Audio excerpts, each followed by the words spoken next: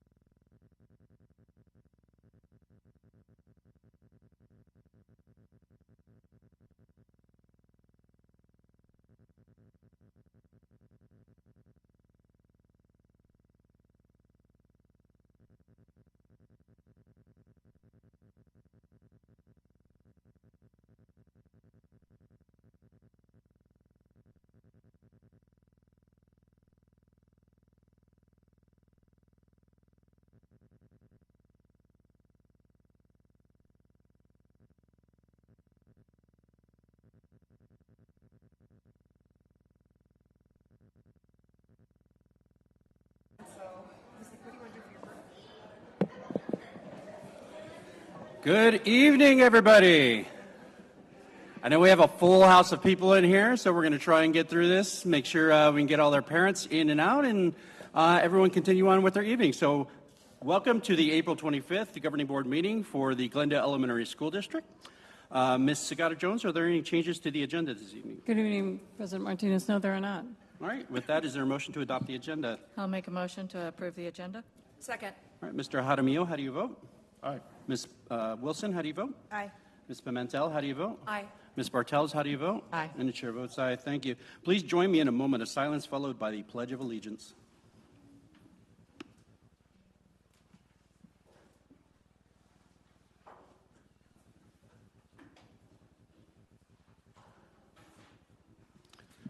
While not everyone gets to read their poem tonight, everyone can stand up and say the pledge with us. So please rise.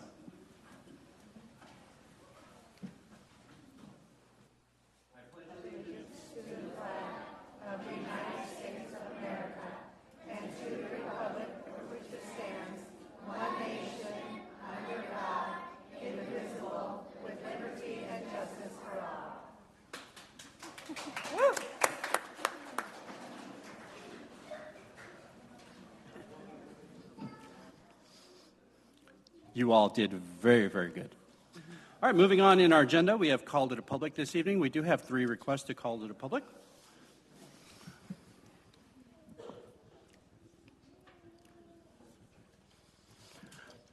The public is invited to address the board on any issue within its jurisdiction, subject to reasonable time, place, and manner restrictions. Governing board members are not permitted to discuss or take legal action on matters raised during the open call to the public unless the matters are properly noticed for discussion and legal action.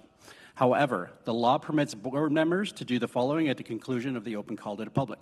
A, respond to criticism made by those who have addressed the board, or B, ask staff to review a matter, or C, ask that the matter be put on a future agenda. Those wishing to address the board should complete a call to the public form and submit it to the board secretary prior to the start of the meeting. Each speaker will be provided 3 minutes to address the board unless provided other direction by the board. At the outset of the speaker's remark, the speaker should state his or her name. Starting off this evening, Ms. Victoria Farrar.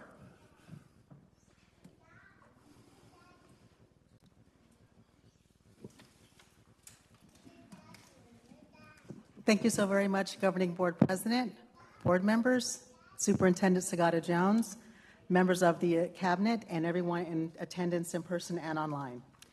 My concern today is regarding the constant teacher turnover in fourth grade dual language at Horizon Elementary School. I am speaking to you not as an official employee of any entity. I am speaking to you as a parent. And I'm deeply disappointed and saddened of several issues that have arisen throughout the current school year. Specifically, I would like to address concerns related to teacher stability, classroom management, and parental involvement.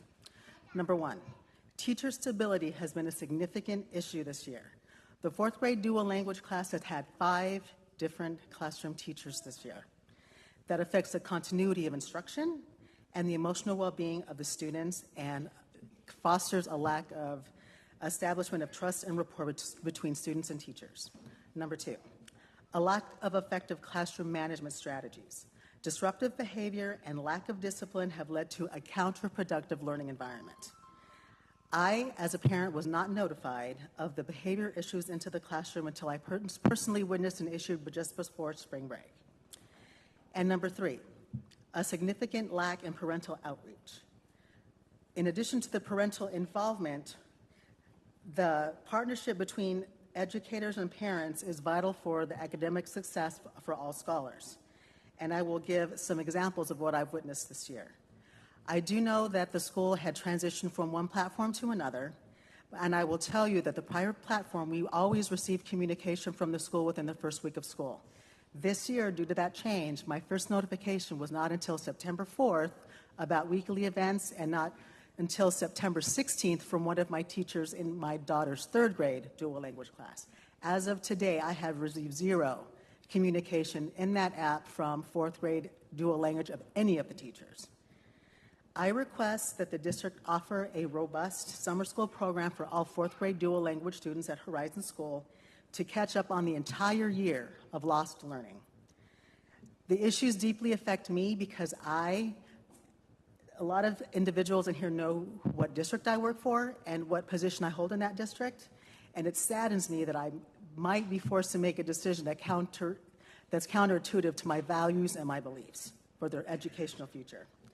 I would greatly appreciate the opportunity to meet with the superintendent and perhaps members of the governing board to share additional issues and probably hopefully do some problem solving for next school year. Thank you.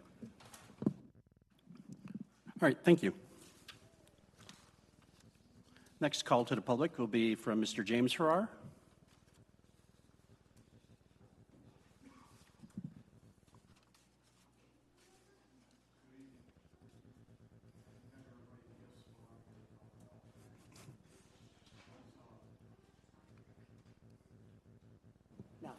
Good evening.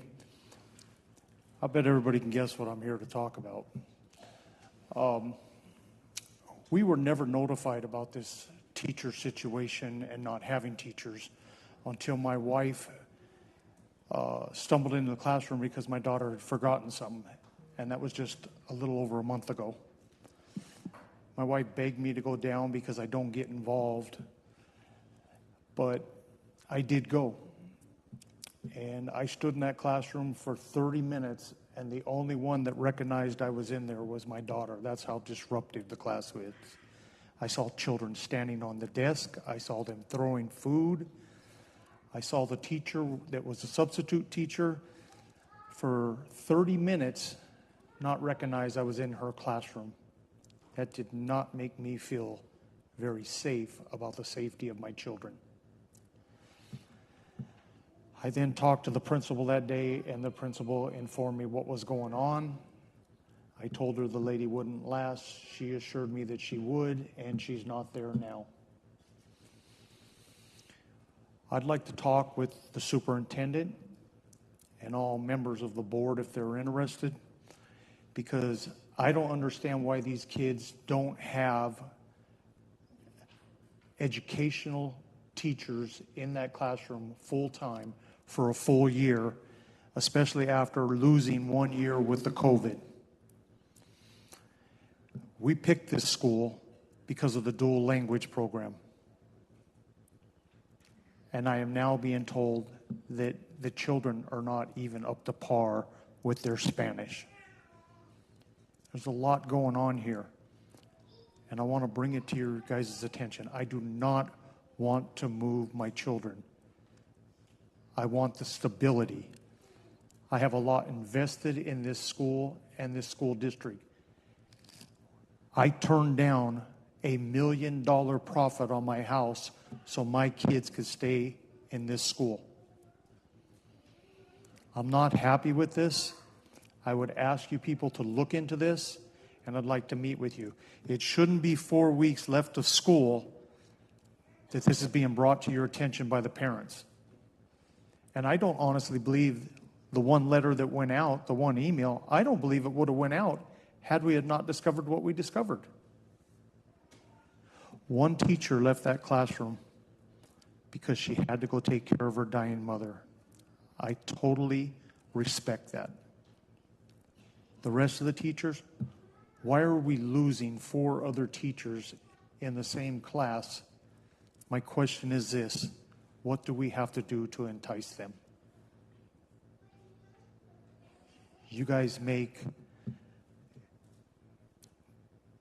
let me rephrase that. Decisions are being made about our children and we're not involved. Please help us. Again, I request a meeting with you people. I want to get to the bottom of this. And if I don't have that meeting, you're leaving me no choice, because I'm not going to play with my kids' future. Thank you. All right, thank you. Our last call to the public, Ms. Anna Abacia.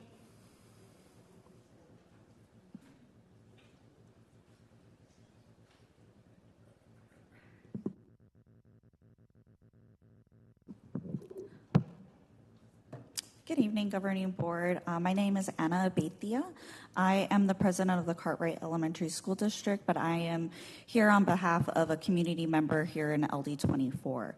I wanted to come and just encourage the board and the district to really consider adopting land acknowledgement prior to board meetings.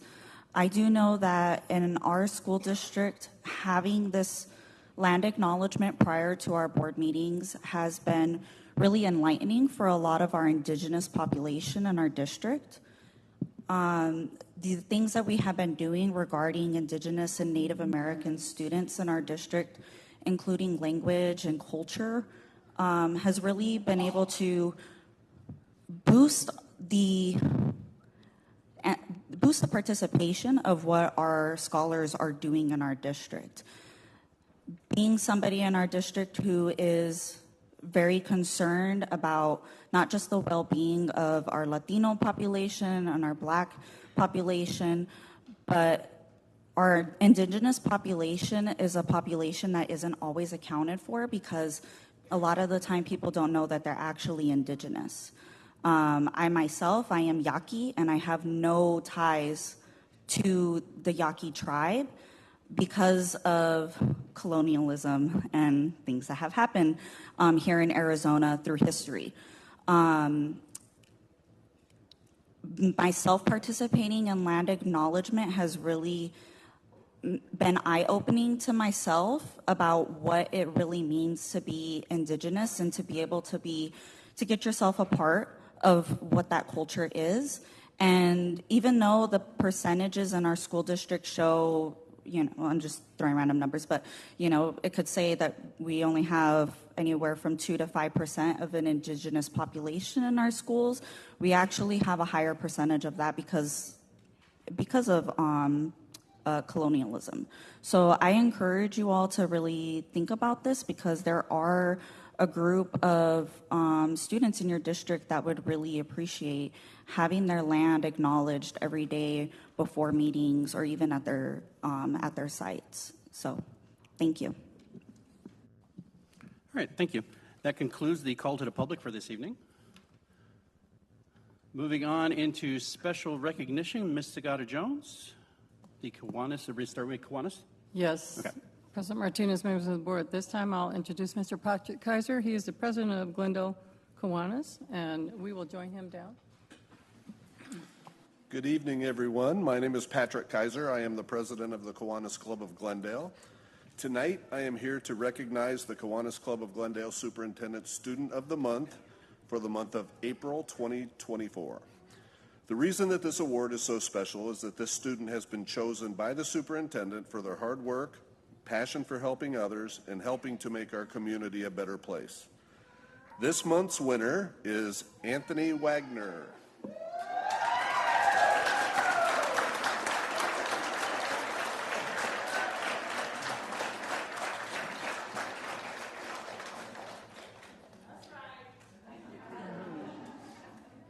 Now we're going to embarrass you in front of everybody. Anthony is a 7th grade student at Landmark School. Anthony has shown substantial personal and academic growth throughout the 23-24 school year. He's helpful to other students, respectful to teachers and staff, and has been a positive role model to other students at Landmark. Anthony has been a huge asset in reading to every kindergarten class, helping them to become better readers. You will see kindergartners acknowledging Anthony in the hallways when they spot him. He is a true leader at Landmark. He is a student who brings joy and positivity to those around him and always willing to lend a helping hand, and he shows a great deal of empathy for others. We are honored to have him at Landmark, and we look forward to watching his growth in the future. Congratulations, Anthony. We have a certificate to recognize your hard work and a $50 gift card from the Kiwanis Club of Glendale to Walmart. Congratulate on the hard work. Anyone interested in knowing, you're going to have to get pictures. So, anyone interested to learn more about the good work of the Kiwanis Club of Glendale, go to our new website at KiwanisClubofGlendale.com or follow us on Facebook at Kiwanis Club of Glendale AZ, or join us for lunch at Manuel's, 55th Avenue in Peoria every Wednesday. Thank you, guys. Congratulations. What's that? No, you have to take pictures. Do you have your family here as well? Yes. Okay. Come on up. Congratulations, Anthony. We're very proud of you. Could we please have Anthony's friends and families and also the friends and family of Landmark supporting Anthony come up as well for photos?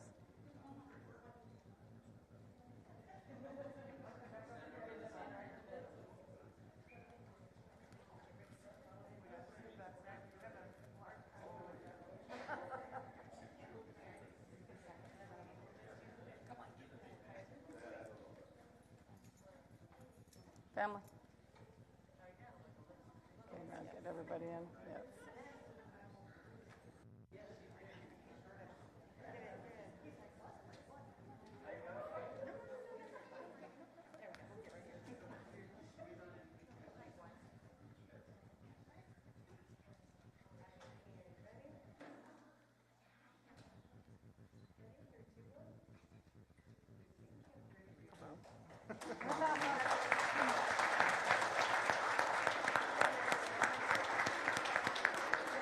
Thank you, Patrick. Appreciate it. Thank you. I'm gonna get the board over on this side.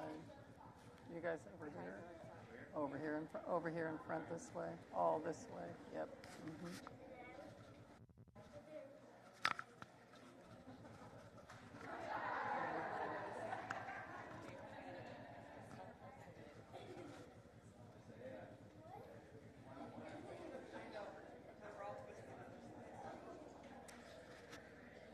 Good evening. At this time, we're going to turn it over to Norma Hadagi. She's our Assistant Superintendent for Educational Services, and we will begin the presentation of our poetry winners. Good evening, Governing Board President, Governing Board members, Superintendent Sagata Jones. Langston Hughes, a famous poet, once said this about poetry: perhaps the mission of an artist is to interpret beauty to people, the beauty within themselves.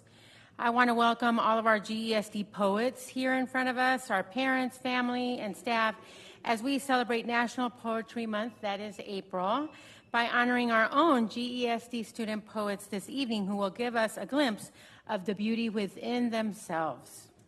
So I would like to invite up our Director of Exceptional Student Services, Mrs. Carol Lettieri, to begin our award ceremony for the 2024 poetry winners.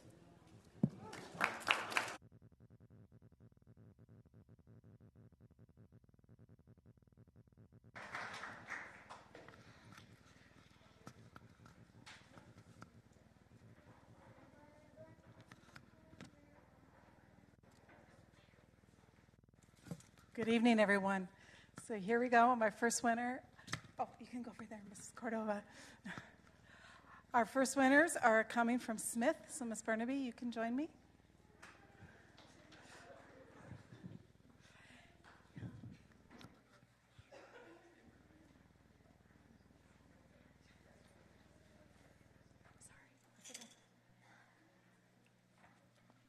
And our first student I'm going to call up is Alana Rojas Brea. Is she here? Alana? Did I say her name right? Aliana. I am sorry. Aliana.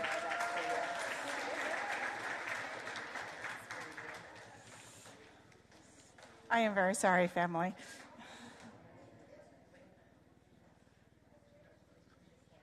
So you can grab the next certificate and second place. Actually, let's trade. Okay. Next, I'm going to call up Scarlett Delgado for second place.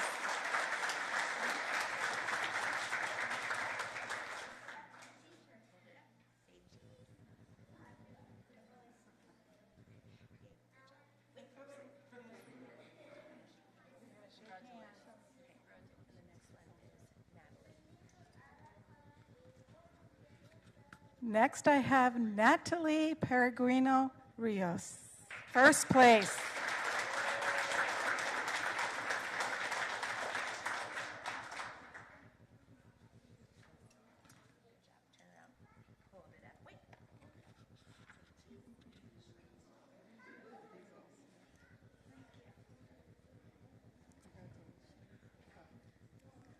Yes, Smith had a little of a run with first in kindergarten, so we're going to keep going with our run for Olivia Hawkins, third place.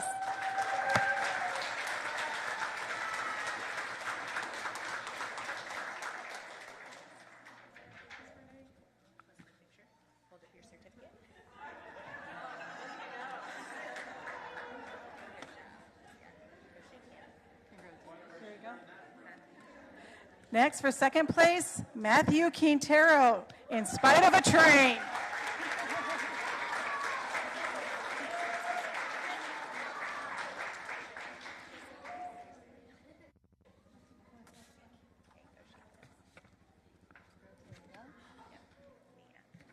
First place, Mia Cisneros.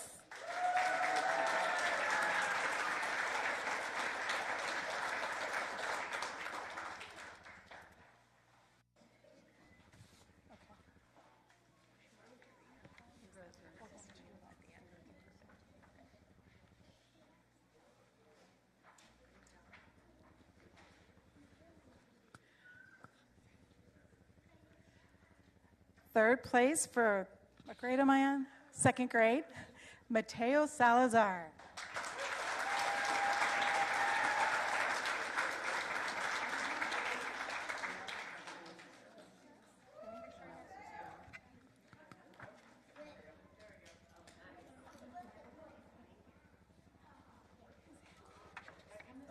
You have to go shake hands. Congratulations. Okay. I'm going to hold this here.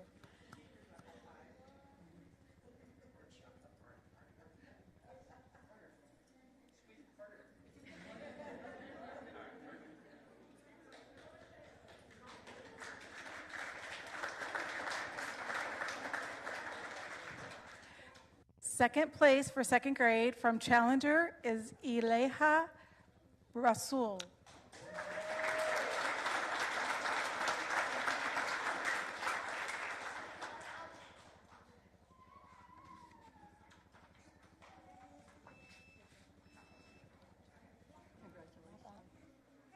Oh, you got a sweep. And Challenger is a little sweep for our second and third grade, just saying. Challenger first place. Make sure. First place for second grade, Ava Hemingway.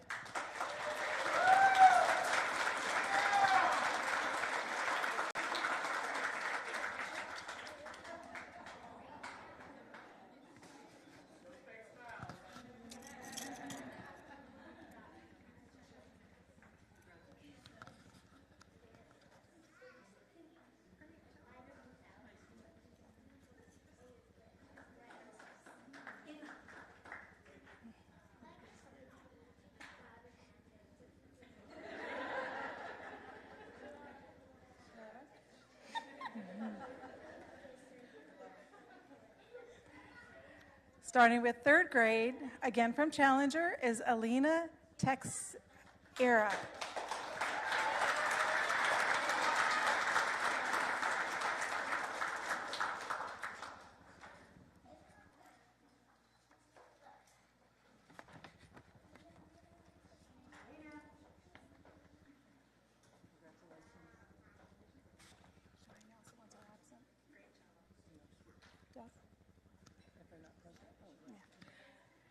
Not present with us tonight from Challenger. Oh.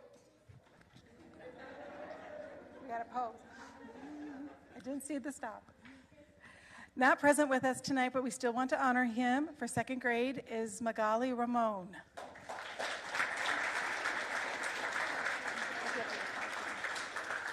That's his.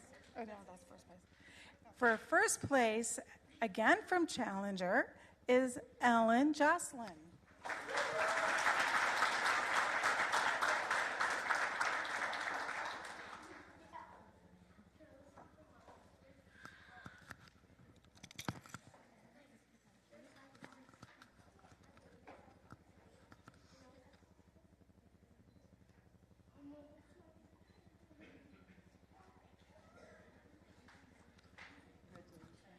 And my next winner is from Sunset Vista. Sunset Vista. Okay, you're I'm going to give you the medal. Our winner from Sunset Vista for fourth grade, third place, is Patrick Twin.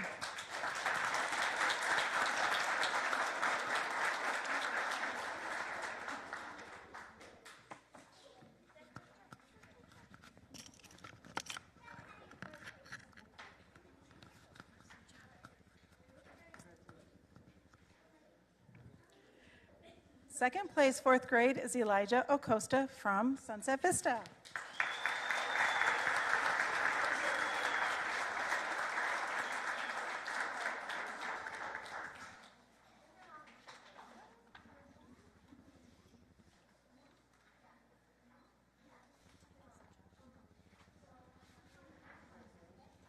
Hold on a second. I put the ones who are absent to the side. Oh, you did? I'll just announce it. Not present tonight with us for fourth grade first place is Andreas Veru.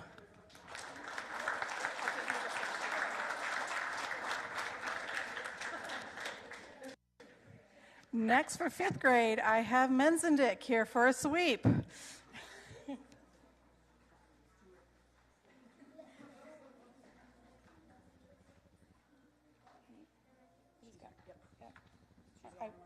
Oh, she's the only one here. Okay. For third place at Menzendick is Francisco Jordan Leyva. Let's give him a hand. He's not here tonight.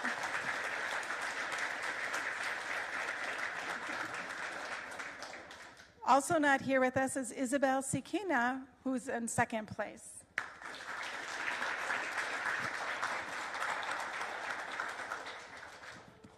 But we have our Menzendick first place winner here, Camila Correa Rodriguez.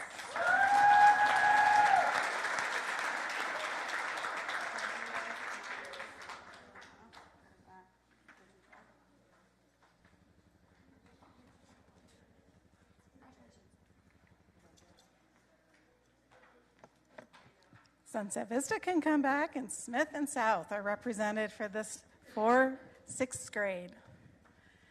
For third grade at Sunset Vista is Emma Garcia.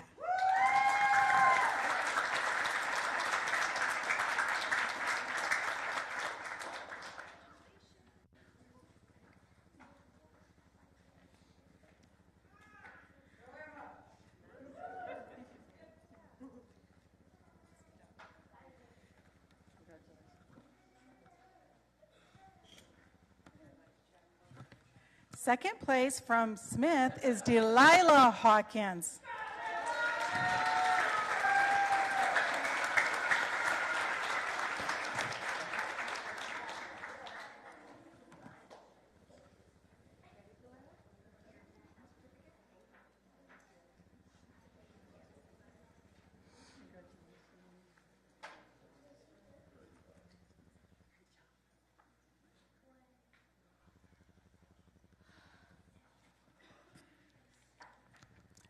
First place, I lost my place, guys, all right. First place is from South, and it is Barbara Cameron, who is not able to join us tonight.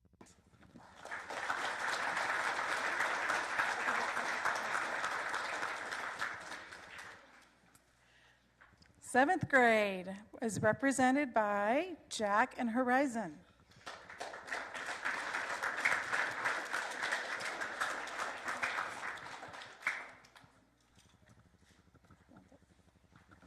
Third place from Jack is Jimena Alvarez Mahea.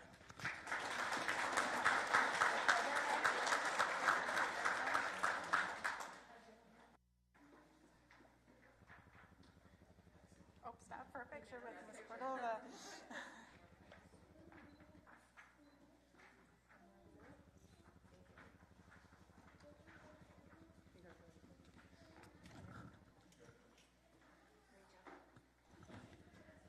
Not present with us tonight, but representing Jack is Omar Perez Martinez for second place.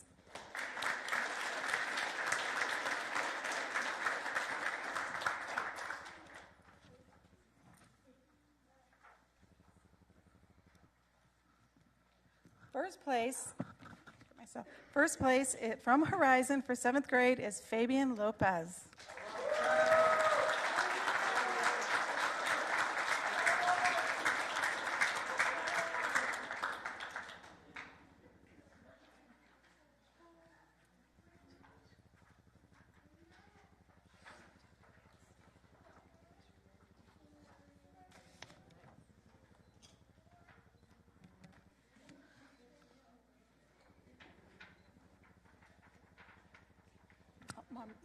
Get one more.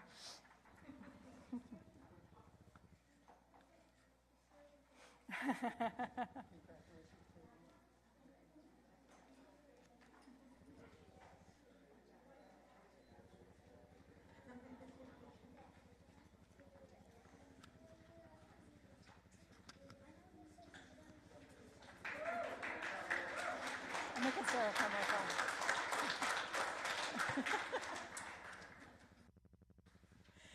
Representing eighth grade is Challenger and Horizon. Starting with third grade, it is Dylan Garcia Lira.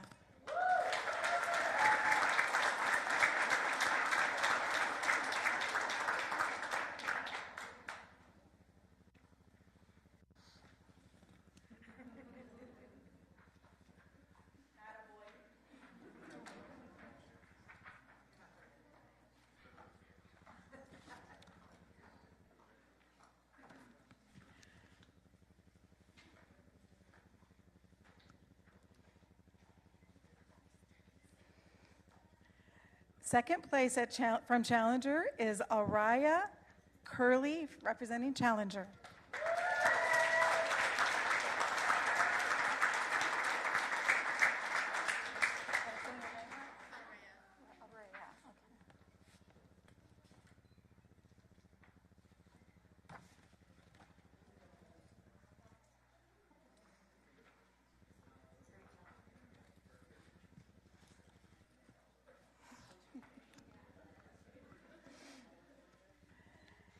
And eighth grade first place is Emily Levi Budinsky Para.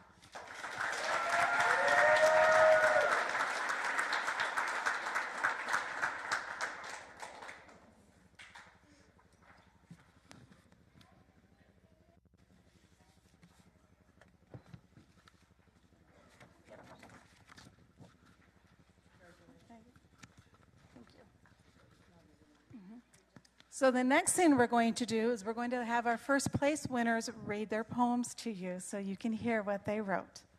So first up is Natalie.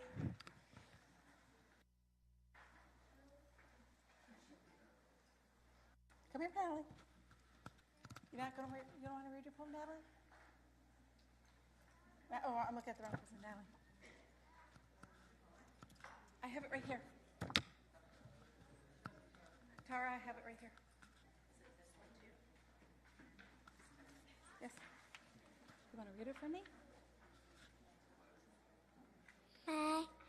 My name is Natalie.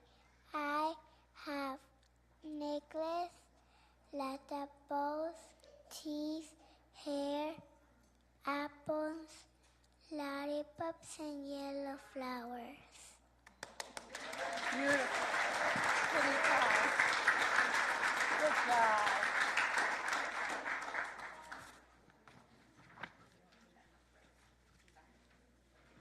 are you ready? I have it right here. Hi, my name is Mia, and I'm going to read my poem. My mom loves me so much, you see. We like to talk and go for a walk. We watched a movie, it was groovy. My mom is my favorite person ever. She will be on my side forever.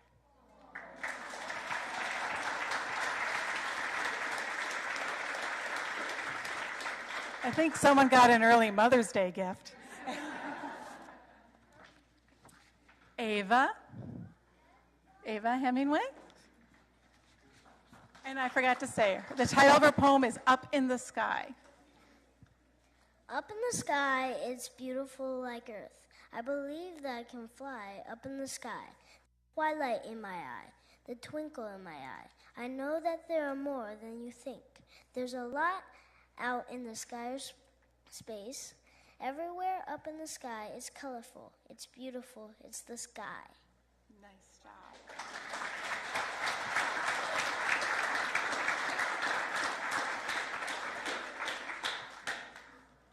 Ellen Jocelyn from Challenger is going to read us Kind Minds.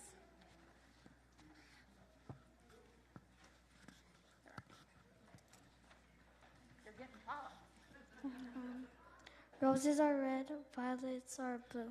I have a dream and so do you. We all have dreams, nice and true. But my dream is important to you. My dream is to make the world kind like a lovebird. Why don't you leave behind the bad mind and just be kind? Thank you.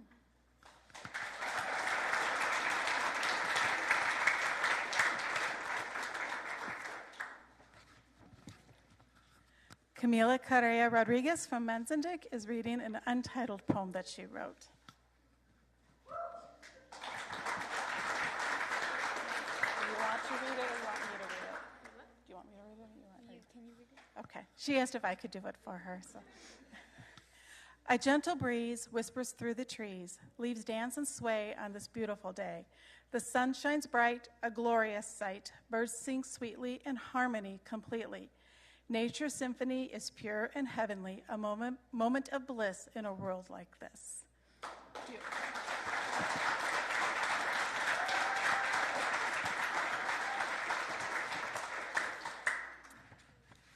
And next we have Fabian Lopez from Horizon reading us Emotion, Shackles, and Masks.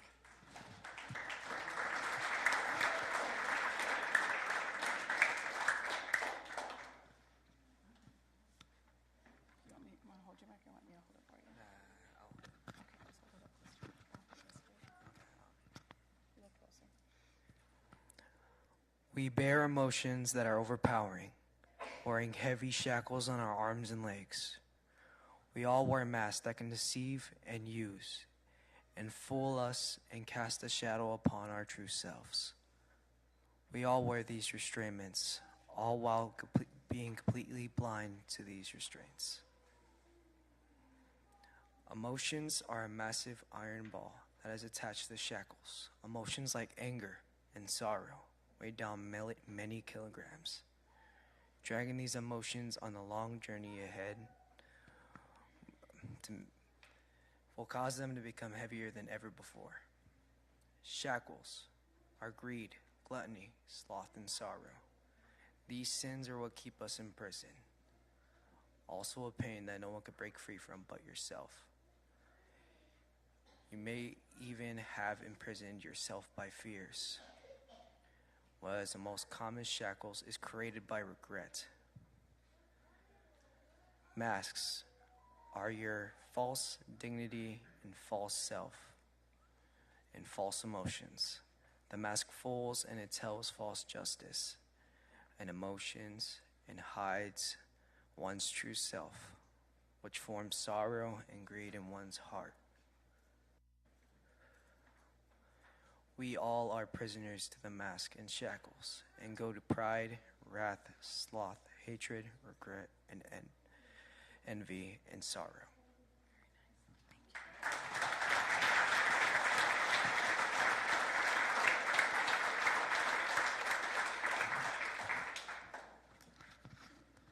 Emily Budinsky-Parr from Horizon will be reading us Tears.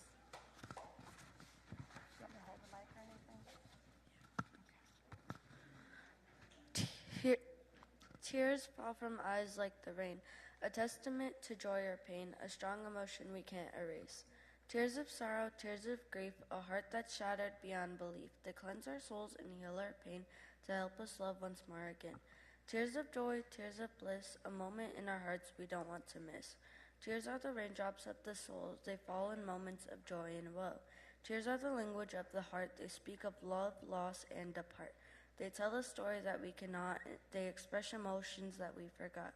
Tears are the sign of strength, not weakness, so let the tears flow when they need to go. They will cleanse your soul and fill the hole. That's gorgeous.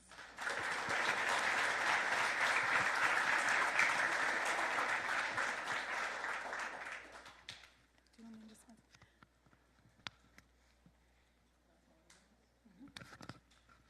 One more round of applause for the incredible writers.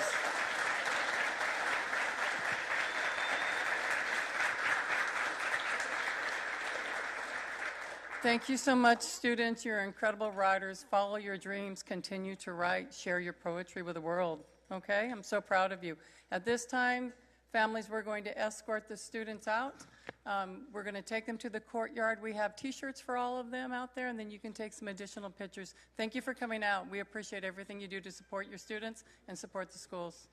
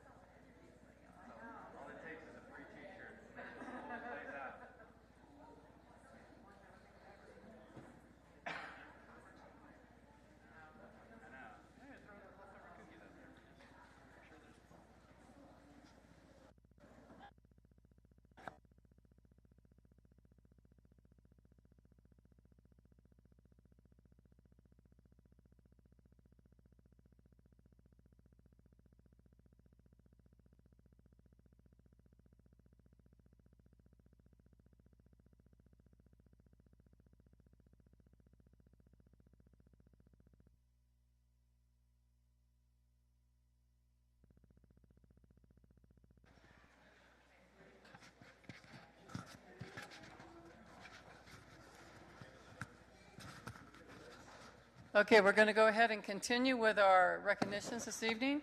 This next recognition, Arizona Association of School Business Officials presents the Best Practices Award to Glendale Elementary School District's System of Care in recognition of using the best practices in school business management.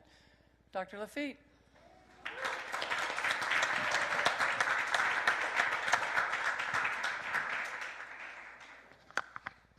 Dr. Lafitte, we appreciate everything that you and Mr. Purcell's due, as well as all the members and partners we have at System of Care. We also run our family hub out of there with Leslie Mealy, Liz Rivera. We're so proud of everything that has happened at the System of Care, and I know the board is very proud of the services we're also able to provide for our community. So thank you for your work.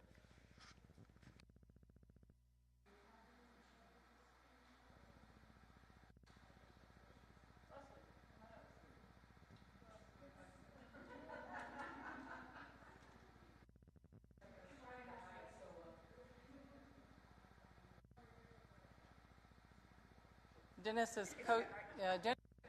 He's coaching his boys. That's more important. So we're happy to accept.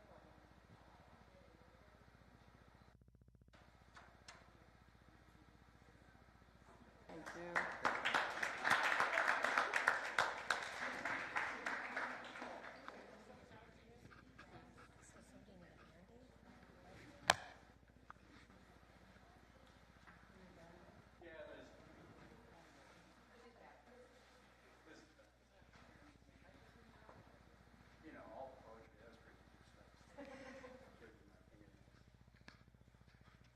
Okay, at this time from Arizona School Boards Association, I'd like to call up Ellen White.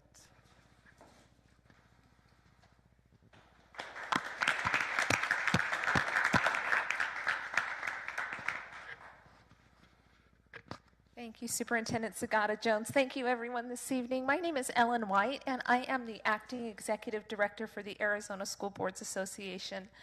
We have an award that we give out to school boards who have received a quorum of their board, have received the certificate of boardsmanship, while the remainder of the board receive a certificate of orientation, which is earned by attending our new board orientation every other year. And due to a technical problem that we had with our database, one of your board members' points weren't calculated. Normally, we present this award at our December annual conference. So I'm here to apologize profusely that we missed you, but I am also very honored to be here this evening to present this award to you in front of your community. It just shows your dedication to professional development, and we thank you for that, and we thank you for all that you do for the children of Arizona. So thank you very much, and I'm proud to present this award to you. Go ahead, Brenda. You have more hours than anyone. You can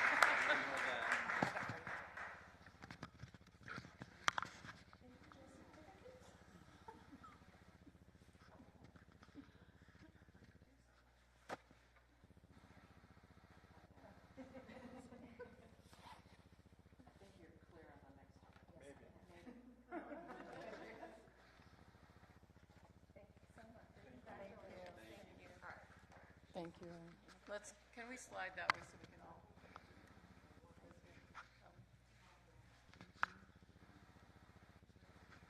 Balancing.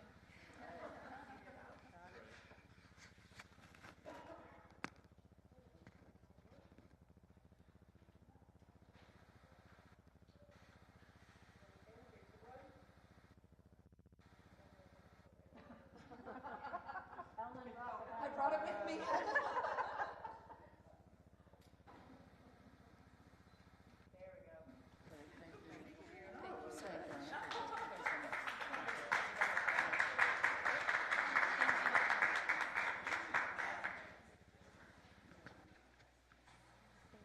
Congratulations to the best governing board in the state of Arizona. We appreciate everything you do.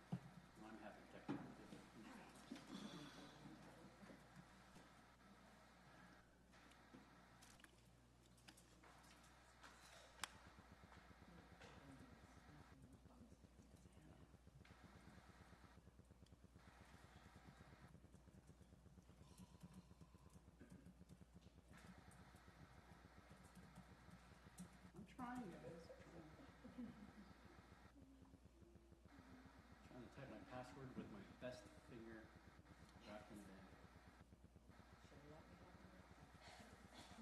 You would have put it over my mouth, to be honest.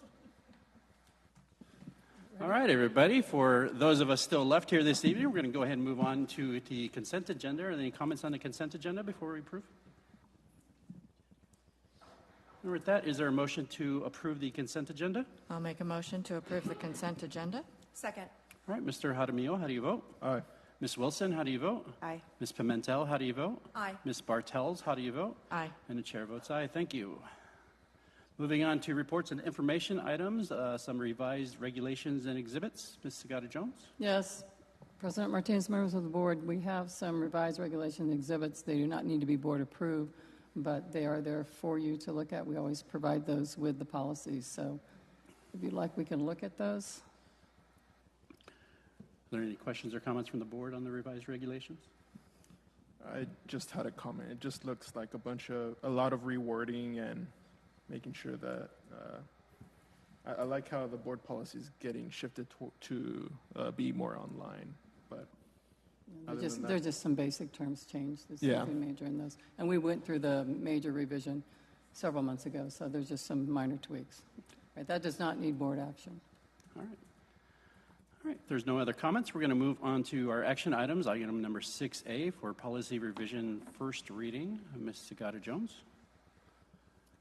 Okay, let's look at these policies. The first one is BEDB, and this policy is regarding the order in which we present the items on our agenda for the governing board.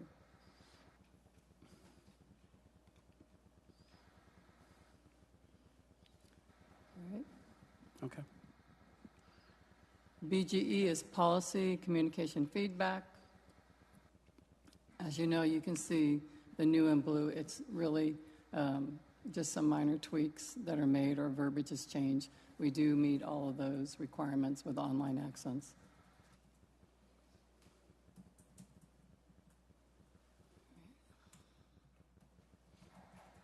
All right. CFD, school-based management, those are school councils. In there, the change you'll notice is the members, they tell you who has to represent, but they remove the number of members from there. was this just for, sorry, Mr. President, Superintendent Jones, this was just for like efficiency, right? Yes. Yeah. Mm-hmm. Okay, we have EBAA, reporting of hazards and warning systems. This goes to pesticides, and it's just changing some of the information that's required to report and post.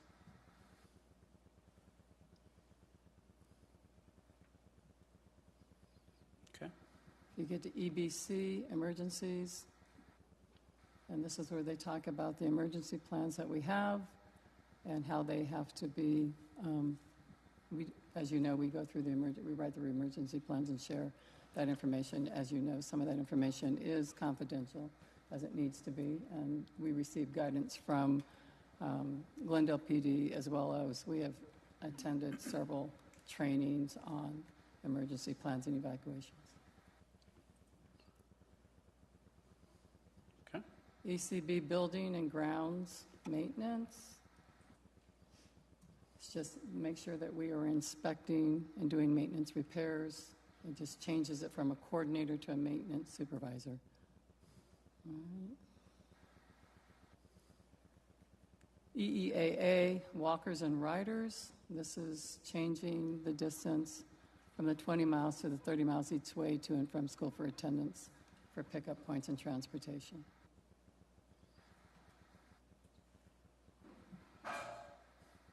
GBEF, staff use of digital communications and electronic devices. It's just updating it. Instead of Twitter, it's X. Even though I keep saying Twitter. Is it petty to keep it Twitter and just not call it X? It'll change next week, I'm sure. Question, is Instagram being deleted altogether? Crowdsourcing voice over P, Facebook, LinkedIn, YouTube, and etc. to transmit information. Instagram, Looks like it has been.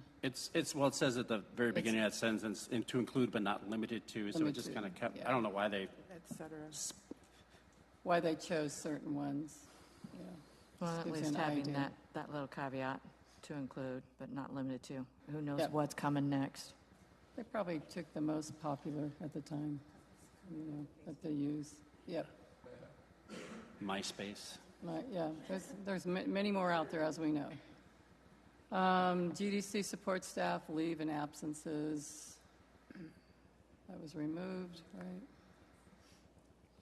And then we get to, I want to lose my thing. IHA, Basic Instructional Program. This goes back to the minimum course of study that we have to have regarding ELA civics instruction. Remember, we did before the Holocaust and genocides at least once in either the 7th or 8th grade. Talks about the visual arts, the observance of Sandra Day O'Connor as well, and you've seen those policies. Next one is IMA, teaching methods. It's changing from plan books to plans. And then JFA BDA, admission of students in foster care programs, and we've brought those before you before. These are the latest indentions of these.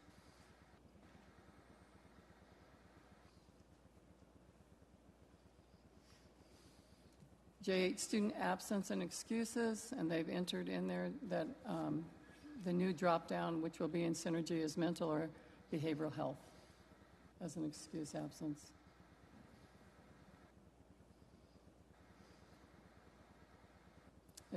Then JHD, exclusions and exemptions from school attendance. And they've changed to certified medical, mental, or behavioral health professional, such as a physician, and you can see the rest of those.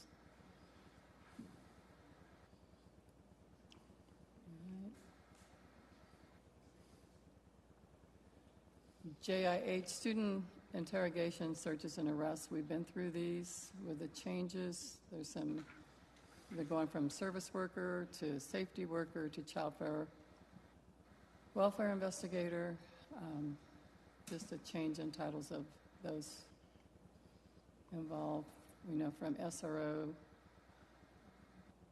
I had a quick question about that. It says a student may decline at any time to be interviewed by the SRO. Are we required to let the student know of that, right? Well, we don't have SROs, so that's at the high school level, though. Oh, but like if another police officer were to come into the Sure. campus. Okay. I'll Dr. Lafitte, you want to go through that procedure with them so they're clear. Thank you. Good evening, Mr. President, members of the board. So for that question, whenever a police officer comes in and they're requesting to interview a child, part of our procedure is to reach out to, depending on the scenario, reach out to the family and get parent permission for that. Parents can authorize over the phone, or they can refuse to allow that to occur if it's something that occurs that way. If it's something that becomes a more serious crime, then police have a different level of authority. Yeah. Thank you so much for that, Dr. Lafitte. JJE, student fundraising activities.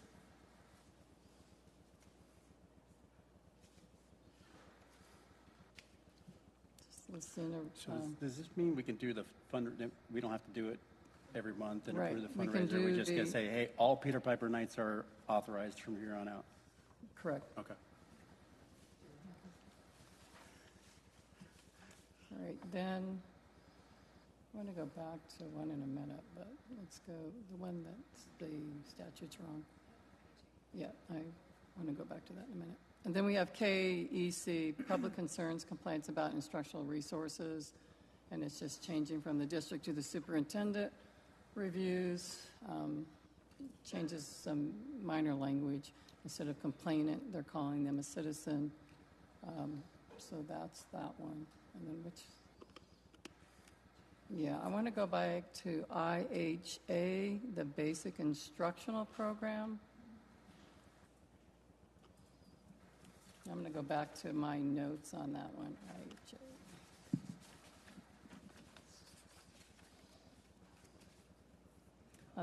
On this particular one, I was reading through this, if you look, there's a section on there in the policy that refers to health.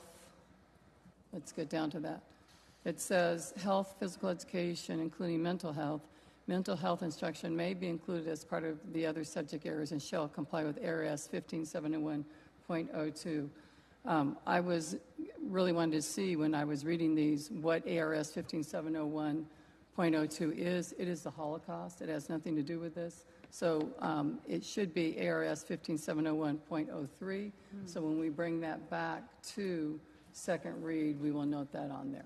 Okay. ASB has the wrong statute reference there. That one references the Holocaust.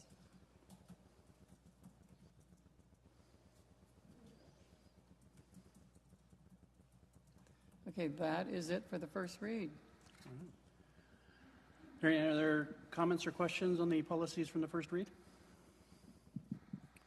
All right, with that, is there a motion to approve the first reading? Okay, let's see if I can do this right. I'm going to recommend that the governing board approve the first reading of all of the policy revisions, noting the correction to policy IHA, noting that that should read as ARS 15-701.03. I'll second that. All right. Mr. Jaramillo, how do you vote? Aye. Ms. Wilson, how do you vote? Aye. Ms. Pimentel, how do you vote? Aye. Ms. Bartels, how do you vote? Aye. And chair votes aye. Thank you. Moving on to action item number 6B, the resolution for land sale, lease, and exchange. Ms. Sagata-Jones. Yes, President Martinez, members of the board, it's recommended the governing board approve the resolution to delegate authority to superintendent to list and/or lease vacant and voter authorized properties for sale, with final approval to come before the governing board as presented. As you know, this is the result of our election. And this is basically just a housekeeping thing so that we're ready in case we do. It gives me the authority to go Start. into those and then bring it back to the board for approval, yes. All right. Any other questions or comments? All right. Is there a motion to approve item 6B? I'll move to approve the resolution to delegate authority to the superintendent regarding the to list and/or lease vacant and voter authorized properties for sale with final approval to come before the governing board. All right. Mr. Jaramillo, how do you vote? Aye. Ms. Wilson, how do you vote? Aye. Ms. Pimentel, how do you vote? Aye. Ms. Bartels, how do you vote? Aye. And the chair votes aye. Thank you. Moving on to our last action item, number 6C, employment of coordinator for curriculum and instruction. Yes, President Martinez, members of the board, it's recommended the governing board approve the appointment of Ms. Erica Saganik as the coordinator of curriculum and instruction, salary and benefits commensurate with the coordinator schedule as presented. All right. Any questions? Is she here? Yes, she is. There you are. You sat all the way in the back.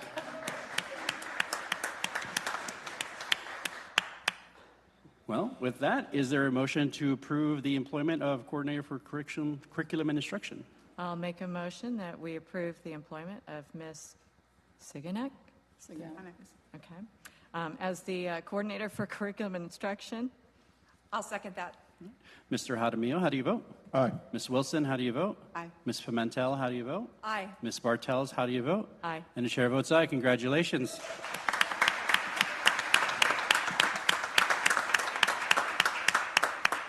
If you hurry, there still might be a free T-shirt out in the yard.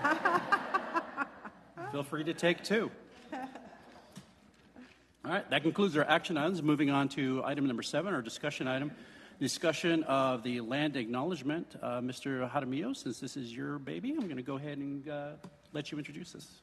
Sure. At our last meeting, we had someone bring up the possibility of bringing a land acknowledgement. And as we heard today from Board President Beitia, you know, the land acknowledgement acknowledges the indigenous community's contribution to our culture and also recognizes the land rights that they had previously before colonialism.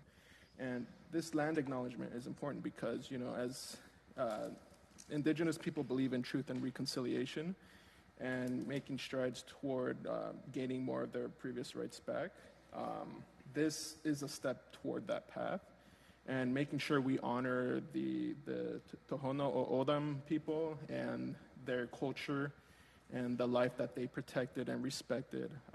This would be great to have. And then I also believe when we craft our land acknowledgement that we involve the peoples of the Tohono O'odham nation, and making sure that we invite our community and any indigenous students to offer their insight, and as we craft this land acknowledgement, should we pass it. Okay. Any other comments? I agree. I think this is important to our community.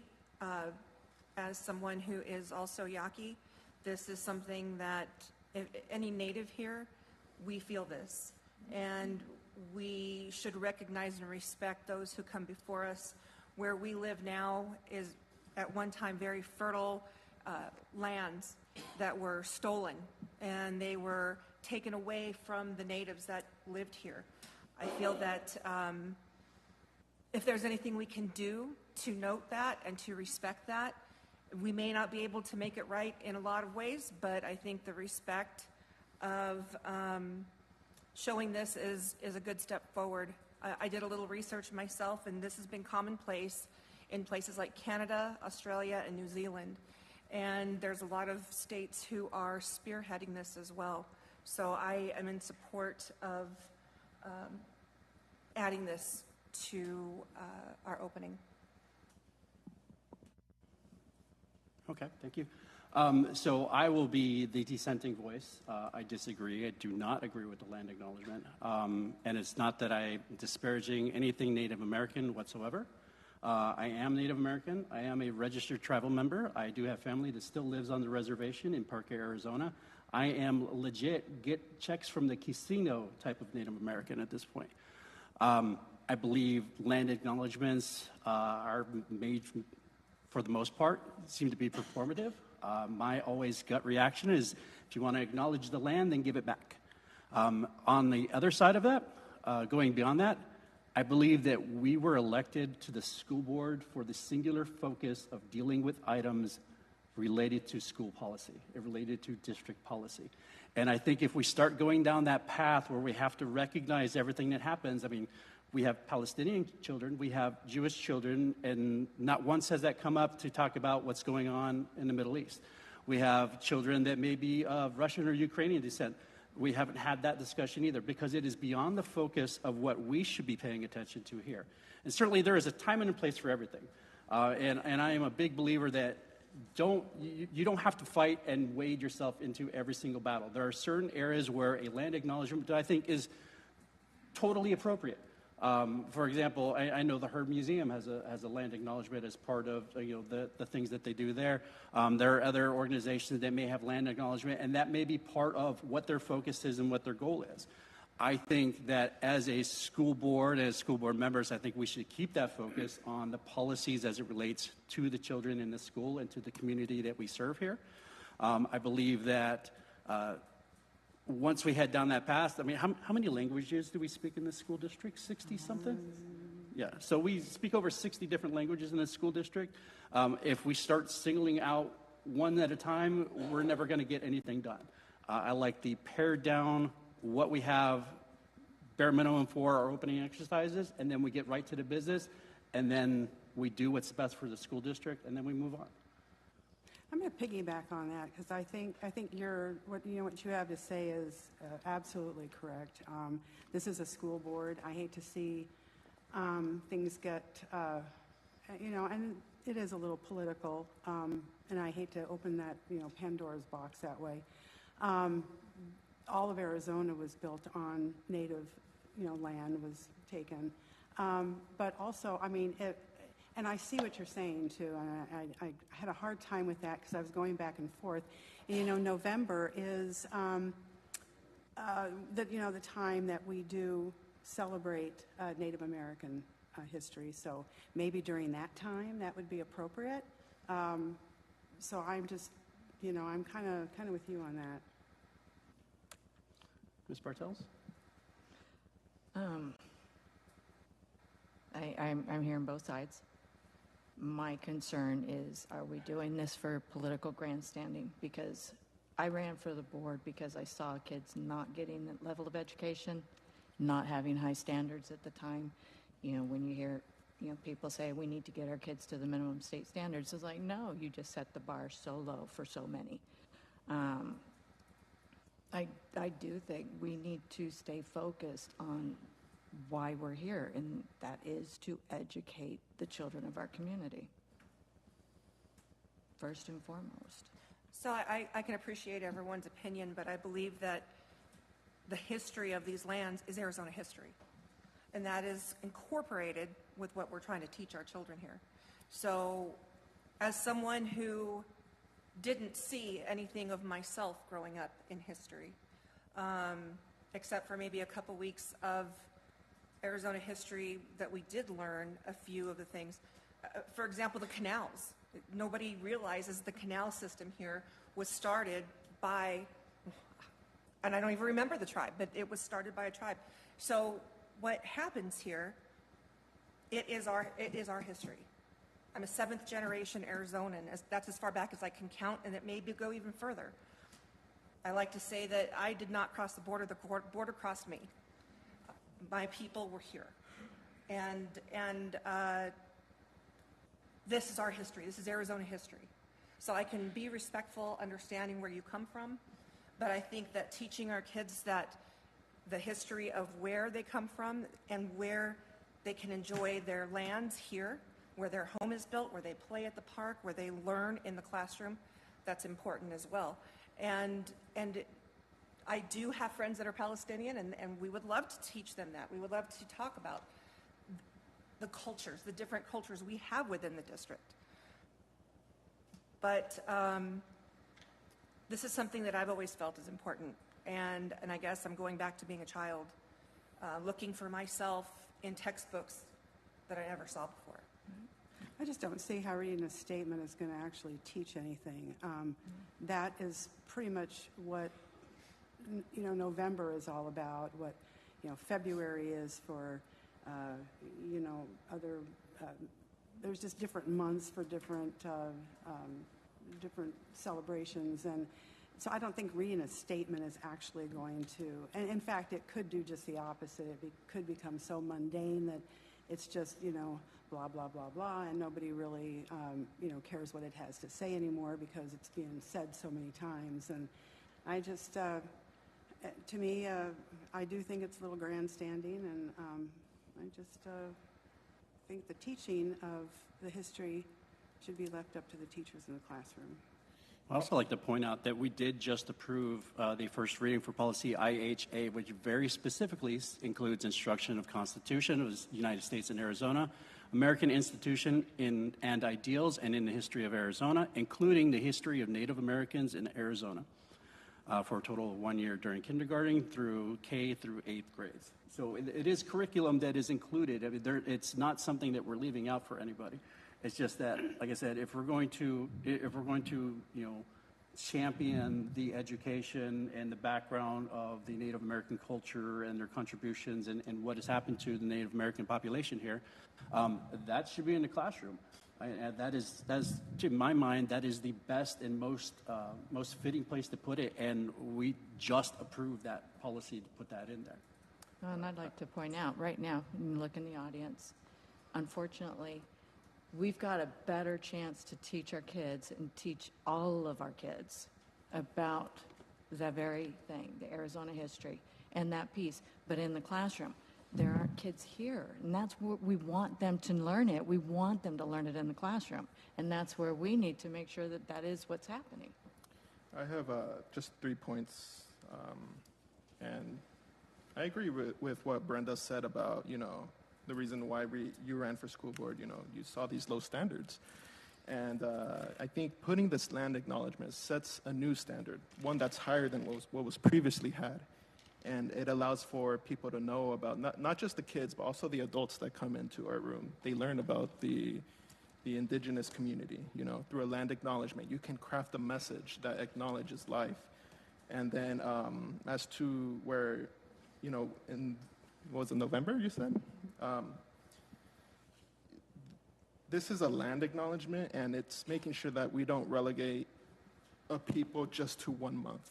We want to make sure we recognize this land all year long, And my third point is I think the five of us are having a great discussion, but we don't have any Indigenous representation or community members here talking about this. I think, if we want to really get a great perspective on this, we should invite some of our community members and have them voice their opinion if they want this or not. I think that'd be great.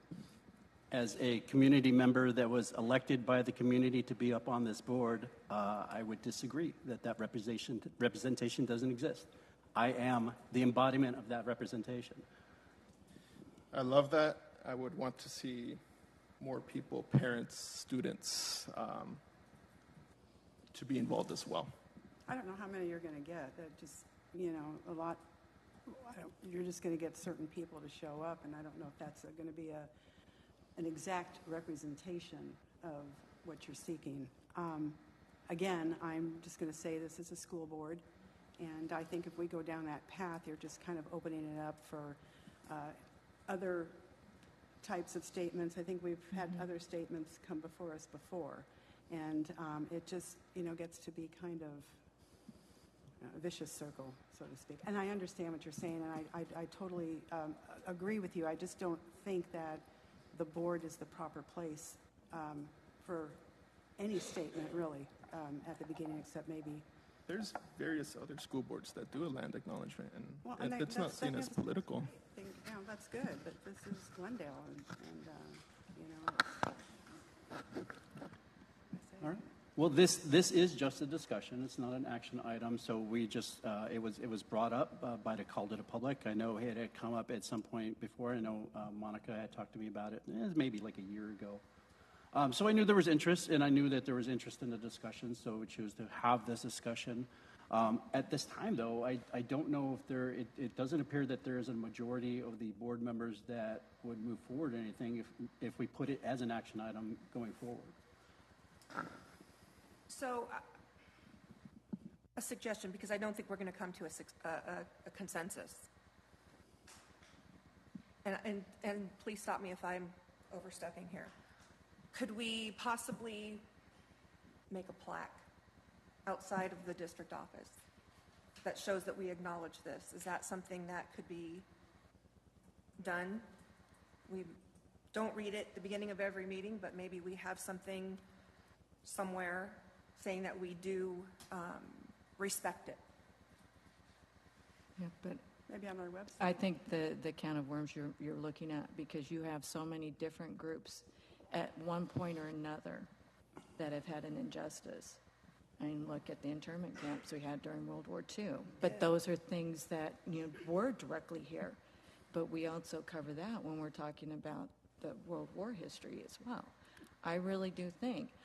I don't want to see something become so mundane that, the old adage of we did it and we put it on a bookshelf and that's where it sits. But seeing those lessons, and every time we have the culture events, we do get to see that, and they are sharing that, and they are learning that as well, and they're sharing it with their peers, they're sharing it with other adults, but they're deeper dive learning into it, and they're sharing it with all of us when we go to those events. I just don't agree with just a statement read for maybe 10 people watching a meeting. That's not the impact. The impact is every day in the classroom when they're learning. A light rebuttal. I appreciate and love every culture, but not every community has owned this land. It's just the one group of people that have. And lost my train of thought, but I'll get back to you. Okay. Are there any other comments on it? President Martinez, members of the board. Yes. I appreciate your conversations and everybody's conversations and respect them all. Because we've had this discussion, then there's not a consensus, so you're going to have to bring it back for a vote. Okay. At the next meeting. Okay. We can put it on the agenda. Agenda. Up or down, we'll go with the will of the board. We good? Okay. So this will be on the next meeting? I think we have room to put on the next meeting agenda. We do. Okay. With that, we would bring it back under two. We had the policy that went through the first read tonight. And so if it is the will of the board to move forward with it, then that policy would be adjusted because it would change the order in which the agenda is. Okay? And then in addition, if it is the will of the board to do that, then you could put it onto the agenda, but then you would have to come back and do additional reads on what you would want that statement to say. Okay. If it's not the will of the board, then you voted and there's no change in any policies. Okay. Well, if we're gonna go through the process, then let's do it right. So we'll bring it back on the next agenda, and we'll sort of recap some of this discussion and see if anyone's minds have changed in that since the 2 weeks have happened. Okay. All right. Thank you. Good discussion, and there was no yelling. I love it. Moving on to item 8 for future meetings and events. Ms. Sagata Jones, tell us what's happening coming up, please. May 9th, lots of celebrations are happening, so we'll do our retiree recognition prior to the board meeting, and then we have the items listed: ASB political agenda submissions, budget revisions, call to election, renewal of sole source, those types of things should still remain on the agenda at that time. Also, if we can move according to dates, authorized signatures and facsimile signatures, we would recommend we do that on the 9th so that May 23rd is the last day of school, and then we would not have a board meeting on the last day of school. Okay. And then okay, so. All right, then. We'll sacrifice a little bit of extra time on the 9th. I just need to make sure that we're not in violation of any due dates that we have to have and that we can make those. All right. Right. All right. Good. Thank you very much. Moving on to the summary of current events. Ms. Sagata Jones, what have you been up to lately?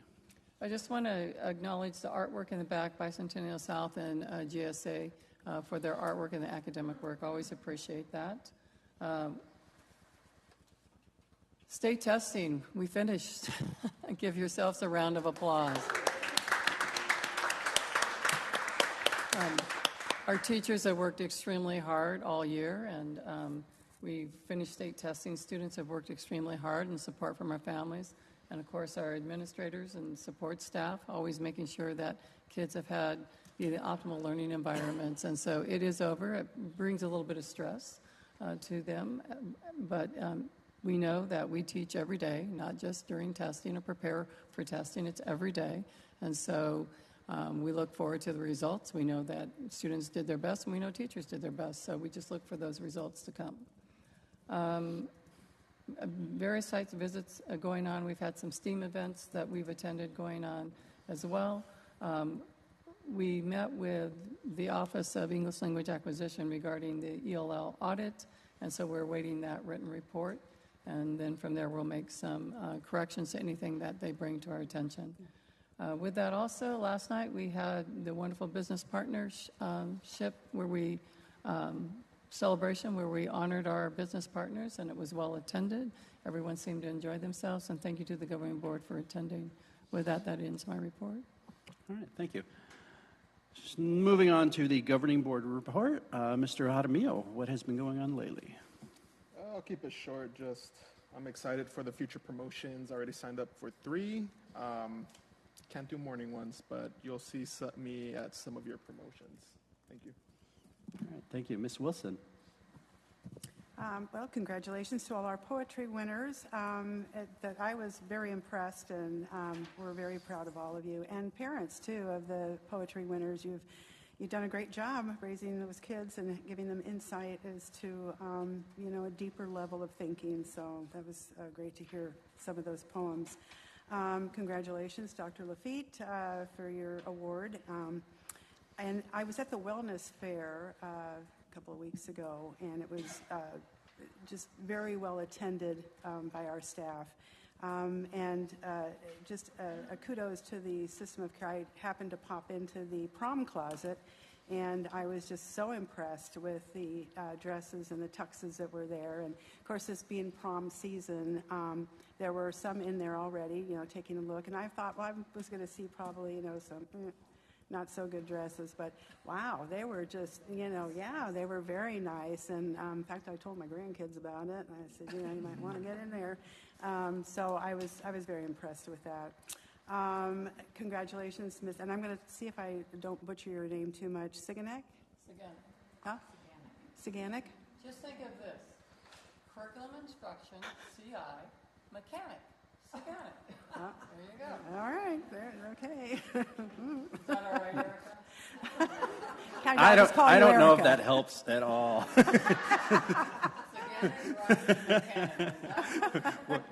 Whatever works for you. Way to leverage that mnemonic devices. And the business partners reception, Ms. Scott Jones was just very well, it was just done. So I love the blue fountain and the little rose petals. They were wonderful. And the food, well, not food, it was chocolate. But I guess for some people that's food, but it was good. Great. All right. Ms. Pimentel. Let's see. STEAM Fair this Saturday. If you have never been to one of our STEAM fairs, I encourage you to go. And so looking around the room, I'm probably sure that just about everybody in here has been. If I'm looking at the camera, go. It's at Landmark this Saturday from 10 to noon. I guarantee you will be amazed because there are things that these kids do that I think I walked around with Board Member Martinez last year, and I think we were stuck at one of them for like 10 minutes trying to figure out how these kids did things. So they are amazing. Please attend. The poetry winners, I am blown away every year by our writers. There are some that are just so poignant. And for the one girl to say her best friend is her mom, and she knows she'll always be there. And so I was biting my tongue, so I'm like, no tears. But that was just awesome. And we have a lot of events coming up next week. So Dia de los Niños and Celebration of Excellence, game night at Burton, Cinco de Mayo, and we have mariachis and all kinds of good stuff. So I'll talk about it in 2 weeks. All right, Ms. Bartels. Okay, just so we're not going forever. Ditto, ditto, ditto. We clearly have a lot of very smart and creative kids, as evidenced from tonight and also from all the STEAM fairs. I've been to several of them. These kids are excited they're intimidated to tell you about it, but they're excited that you're stopping and looking at their projects.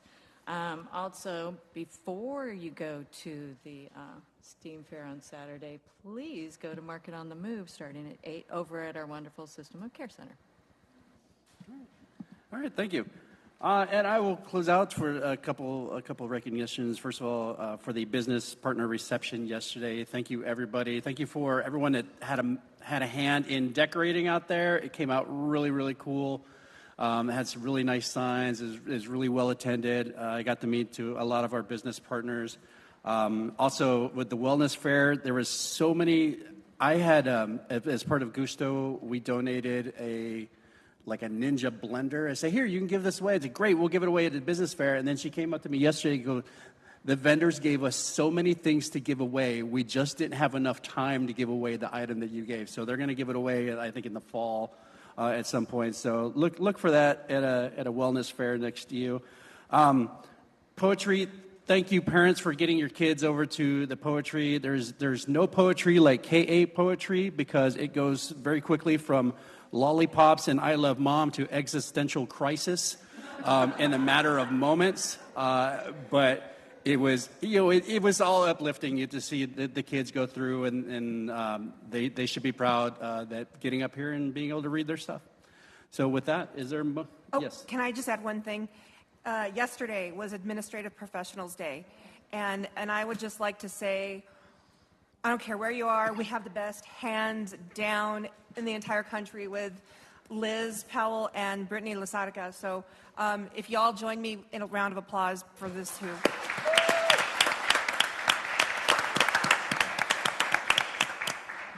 I guarantee you they keep us out of a lot of trouble. Yep. Yep, that's for sure. And with that, is there a motion to adjourn? I'll make a motion to adjourn. Second. All those in favor? Aye. Have Aye. a great evening, everybody.